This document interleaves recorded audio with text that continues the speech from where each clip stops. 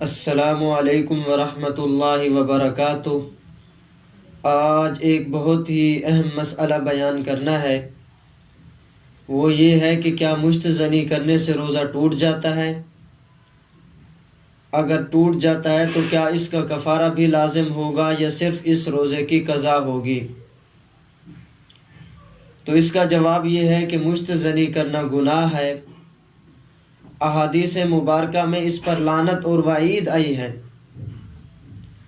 لہٰذا یہ فعل قبیح ناجائز ہے، چہ جائے کہ روزے میں اس کا ارتکاب کیا جائے۔ روزہ میں تو اس کی قباحت و شناعت مزید بڑھ جاتی ہے۔ روزے کی حالت میں مشت زنی کے نتیجے میں اگر انزال ہو جائے یعنی منی نکل آئے تو اس سے روزہ فاسد ہو جاتا ہے اور اس روزہ کی قضا لازم ہوتی ہے، البتہ کفارہ لازم نہیں ہوتا۔